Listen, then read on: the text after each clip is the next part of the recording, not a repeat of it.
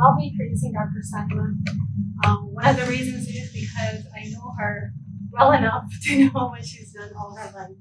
Mashallah, her life has been very, very, from the very beginning, she's been there to help people out as much as she can in any ways possible, not only with her degree, where she started her education in Pakistan. She got her master's degree, MPhil in genetics from University of Agriculture in Faisalabad, Pakistan. I don't know if some of you may be familiar with it.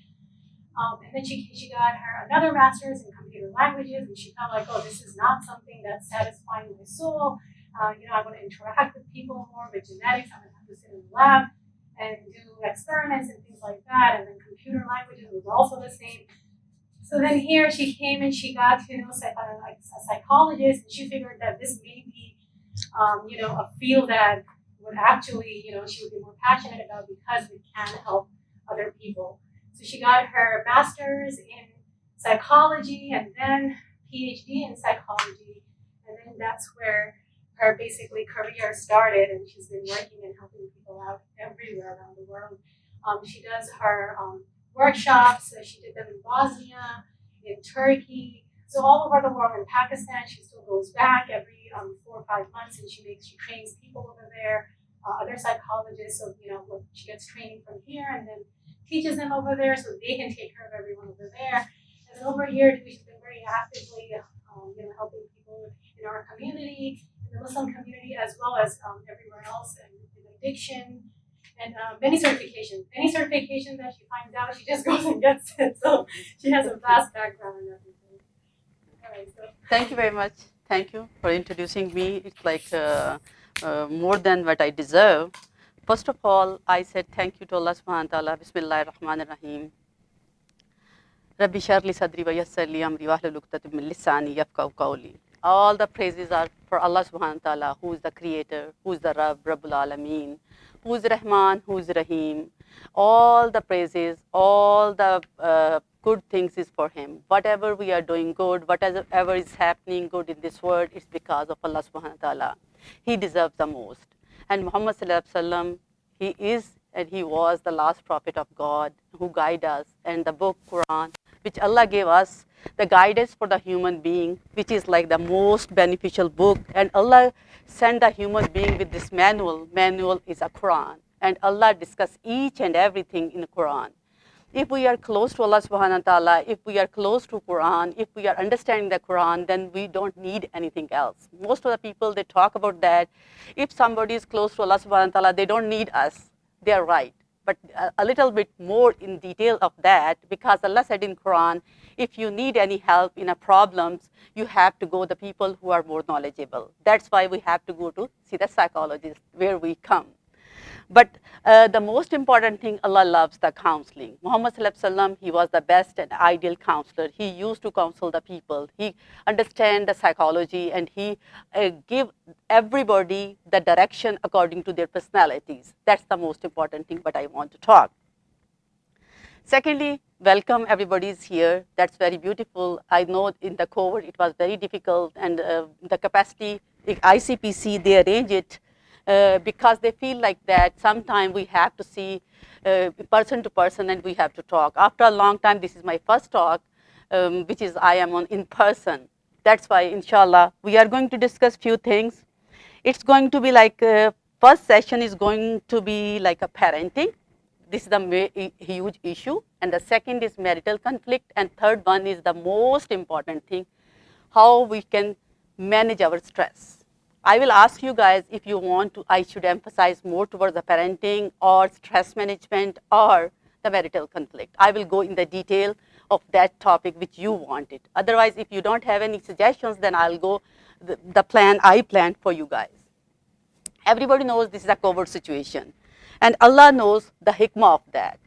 Definitely, Allah never ever did anything without any reason. There is all the time silver lining around this any problems. I don't know, I'm not any sheikh who can tell you what is the hikmah, and sheikh, they can understand it more than me. But I can tell you there is a reason. There is a reason for each and everything. All the time, if we will see the direction in a positive way, or we will see a direction in a negative way. Whatever the direction we will decide, we will go in that direction. Today I'm going to talk about all these things. If you have any question, it should be like a discussion. It can be a lecture too. If you guys want a lecture, I would love to give you a lecture, but I mostly like the discussions because people, they learn more. There's a lot of research on that. When we are discussing the stuff, we learn more. That's the today's. If you have any question, you can ask me. And my introduction she already gave you, and that's like my purpose of my life.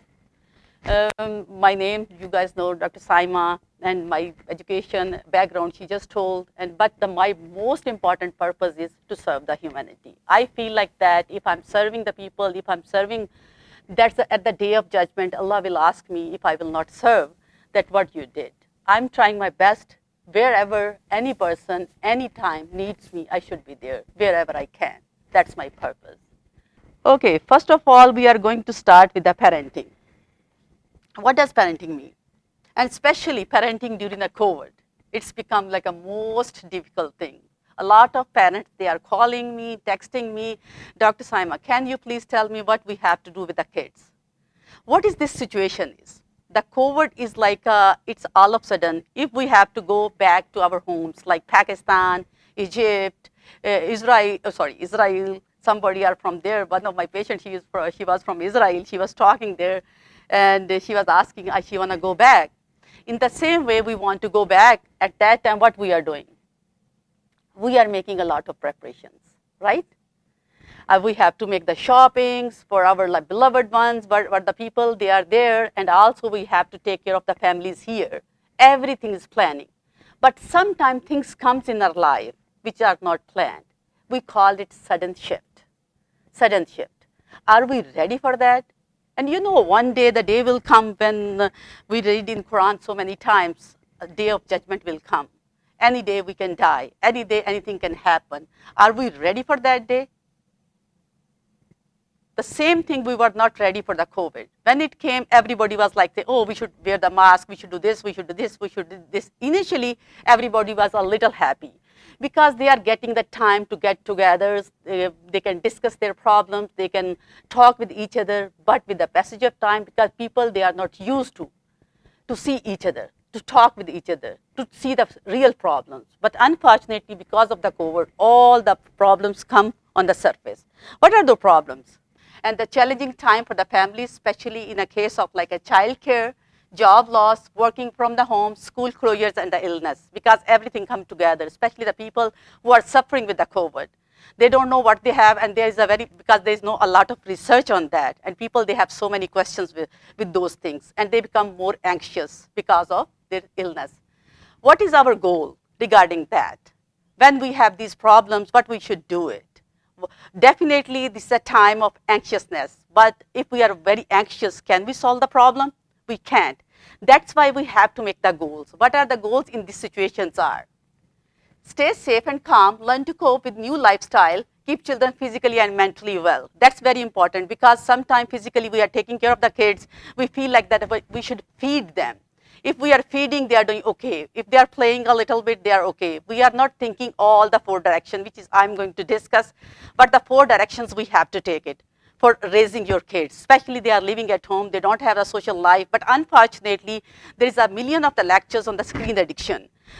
Don't give the computer, don't give the cell phone to your kids, but right now we don't have an option, because everybody knows that. What is the reason?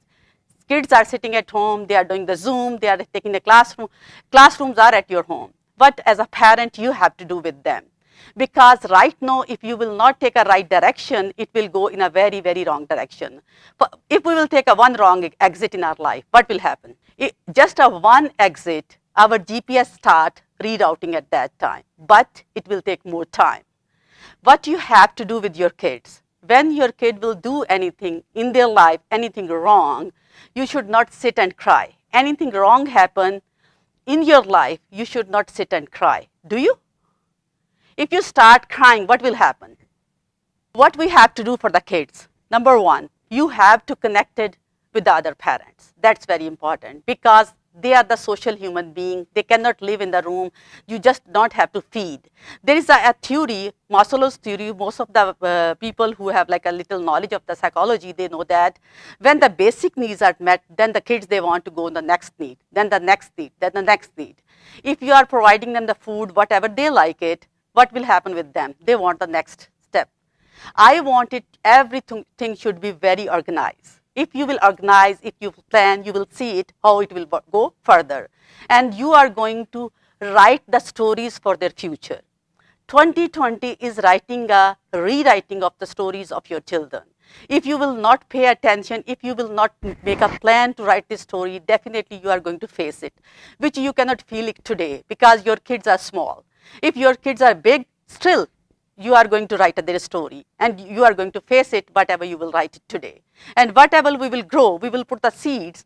After years and years, we will cut the same thing. It's not possible if I will grow the wheat seed and I will expect the rice will come out of that. Definitely we have to work hard. We have to change it. We have to reroute. If we made a mistake, it's okay. Because Allah give us a chance, we can say tawbah anytime. The same thing psychology said, whenever you made a mistake, you have a chance to reroute. Sometimes if we are continuous doing something, it will become like a second nature of us. Our brain, our neurotransmitters will go exactly in that way. Then sometimes you don't have U-turn in that, sometimes. But we can talk about that too if you want. I can tell you how, if you want to reroute, if you want to take a U-turn, how you can take it. We need to be connected with the parents, and then we should stay touching the school teachers and structure the time and small rewards. That's very important. The last one, the small rewards. TV time, plan breaks together and work like a team. If you will make, if you have 2 kids, 3 kids or 4 kids, or if you have 1 kid, still you can make a team. You, your husband and your kid. If you are alone, if you are a single parent, you and your kid can become like a team. Make a team because all the time these are more progressive things if you are with Jamaat. We call this, there are a lot of hadith about that, a lot of psychology. When we are working in a team, definitely we are getting much better result as compared to if we are working alone. Make a team with your kids, and especially when you are connected with the other parents, try to call them, try to more socialize. Virtually socialization, not going to their homes, but on the phones, you can talk to them, you can understand what the values these parents have it. Because if my values and my daughter's friends, family values are different, then it will be very difficult. Because you want your daughter should be like this, you want your son should be like this, but what will happen with their friends? It will be more difficult. That's why it's important to stay connected. Now come the more major thing, the stressful. It is stressful. How we can control, how we can take it, what are our goals, this is more important thing what we have to see. Parents, they are overwhelmed. If they are overwhelmed, what they are doing? Overreacting. Then they have, because of overreaction, they have anger, anxiety and depression. A lot of people, they are telling me their depression level is increasing, their medication is increasing because of this COVID situation. Then the children, they have the frightened and anxiety provoking. When they see the parents out of control, learn to copy parents' behavior. Do you know that thing? That's a modeling is very important. Whatever you are doing, there is a lot of research on that. I was reading one of the article of the Harvard University. They are talking about whatever the parents are doing, the children, initial 6-7 years, they build up their personalities according what the parents are doing. Most of the time, we don't pay attention toward this direction, that we think like our kids are only 2 years, 3 years, 5 years old. We don't have to pay attention. But unfortunately, that's the most important age. Whatever the personality is made at that time, you should know your kids are going to do the same thing. If the mother has an anger problem, the kids will have an anger problem. If the father has that issue, the kids definitely have those issues. If you have anxiety, you will see after a few years that anxiety, you will see the exact same anxiety in your kids. That's why it's very important for you guys to control on yourself rather than controlling them at this. First of all, bring a change in yourself. Then definitely when the goals come, there is all the time I talk about the homeostasis. What is the homeostasis? What is the balance? There should be one thing the kids want, one thing you want. Talk to your kids. Do not become like a friends. How you can become a friend? All the time people are saying you and your kids should be friends. Can we friends? Honestly, we can't. Why? Because we are their teachers too. This like a friendship take a long time. One time in one of my lecture, I was talking with someone and they told me, Dr. Saima, you told me that I should be a friend with my daughter. But I went back to home and I spoke with my daughter and she said, Mom, I can't be your friend. I said, it's not going to be happen in one day. It needs a life. For the friendship, first time me and you are going to see each other, that with the time, with the passage of time, we are building and building and building. And still we have like a lot of differences at the end. When everybody is battle tested, then we have a good best friends. That's very important that you guys should understand with your kids, you need to be very organized. You should feel like their parent, their friend, their healer, their spiritual healer, their manager, their mentor. You have to play all these roles in your kid's life. And this is not easy to become a parent. This is not easy. Quran talk about that, oh, mother is doing this much and father is doing this much. It's not only like giving them a birth. It's their tarbiyah. But the tarbiyah you are doing with your kids. If you are not doing the right tarbiyah, you cannot imagine. You cannot imagine. I saw a lot of parents, they are crying day and night. They are begging to me, can you take this much? And can you bring my daughter back? Can you bring my son back? And I can see it, I can feel it. Sometimes it feels like so much heartache in myself because I know that how it feels. And sometimes I couldn't sleep in the night when the new case came to me and something is very difficult and parents are feeling they are so miserable. And it gave me, oh my God, we should sit and think. We have to raise these girls, raise like a young girls how to become like a good parent. That's the most important thing is role modeling. Role modeling, what your kids want, it don't become like suffocated, they should not become like a suffocated. I saw a lot of families, they are very religious, mashallah, they are doing very good, but still they have the problems. Why they have the problems? Because they are imposing the deen on their kids. Allah said in Quran that there's a meaning of that verse that yes, we should teach the kids, but it's Allah who is giving you the hadayah, not us. But we want to give our kids because we love them. We want to give them that hadayah which we think this is right. It's not like that what we think what is right, but what we think what is right, and we are very stubborn with that. We should negotiate with them. It's not like a negotiate should be in a way where they can be like a little comfortable. If like they are praying, they should have to pray like a 5 times. But sometime if you can negotiate with them, okay, let's do some day tahajjud. It will be like a very interesting. Let's make like that. We will wake up early in the morning. When we will make a donuts, we will do this. Make it like interesting for them. They should love it. I still remember when I was a little girl at that time, my dad used to be like, whenever some days come like a 27th of Ramadan and the big nights, we call it. And he used to make like a special food at that night, and we are all the family together, praying together. It was like a fun for us. But right now, if we will say, Allah will do this, Allah will do this. You have to do this, you have to do this, you have to do this. When we will take that direction, definitely kids are going to be in other direction. I know a lot of kids who are raised in a very religious family, and you guys know better than me what they are doing. I know that too, because the cases are coming to me. I want it, because of the COVID, you have a chance to sit with your kids and reroute.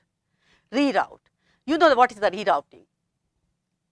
Rerouting means you have a GPS. Everybody knows how to drive, right? Everybody knows how to drive, right? When something happens, your GPS, you just take a wrong turn. Your GPS starts right at that time rerouting.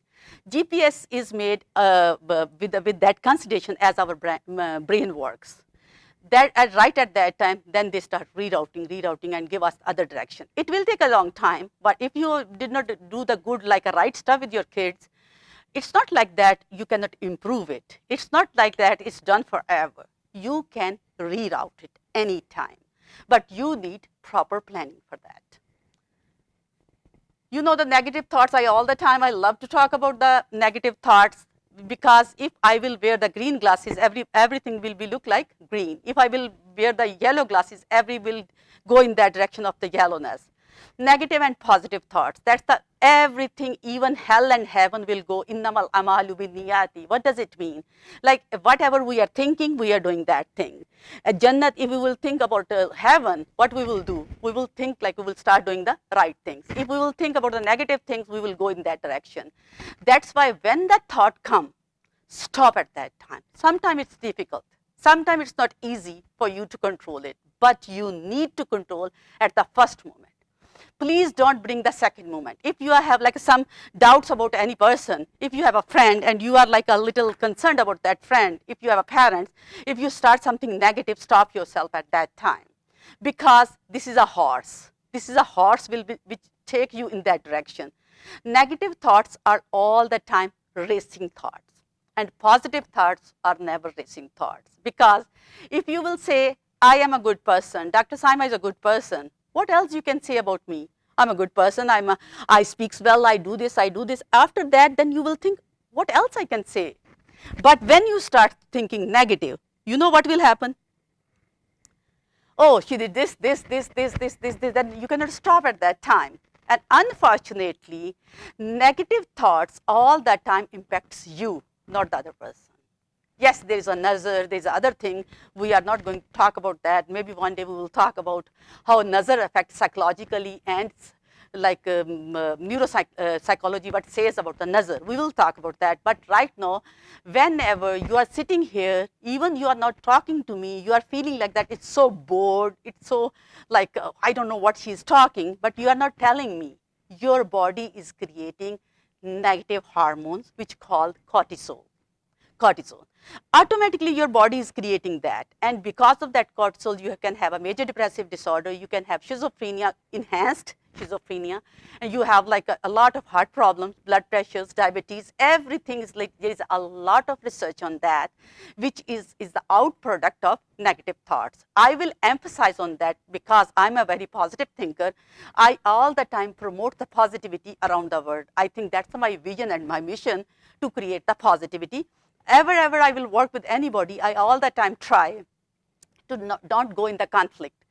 Different arguments, different point of view is something different, but do not go in the negative part of anything, because you are destroying yourself, not the other person. That's very important for you to understand. And the second thing, this is a very beautiful hadith. Each of you is a shepherd and each of you is responsible for his flock. Everybody knows that hadith, right? We are responsible, whatever the people under us. Under us means like sometimes our husbands, they, if we will talk a little bit longer, they can understand and they can help us with that. Yes, first of all, if we'll say, do this, they will not do it. But this is our responsibility to take them at that level where we can raise kids together, where we can do anything but whatever is beneficial for the society. We are responsible.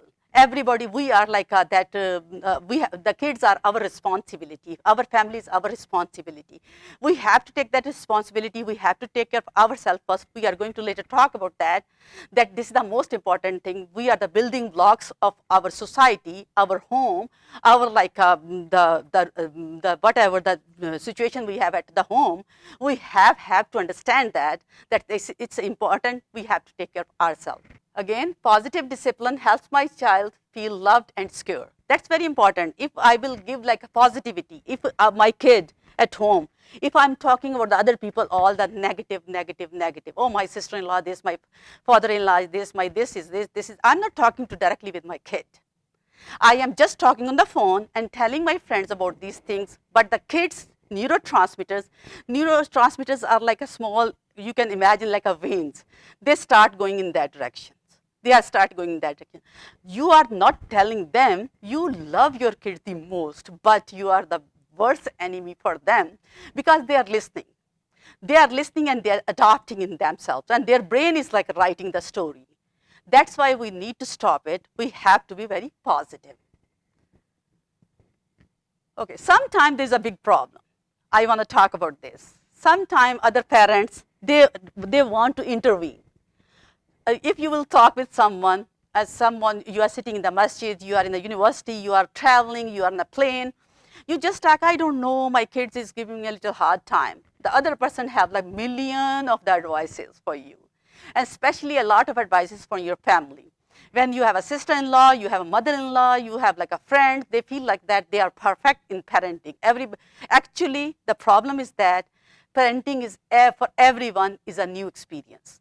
Nobody is come from Allah subhanahu wa ta'ala directly by learning the parenting. It's all the time, it's a new experience for everyone.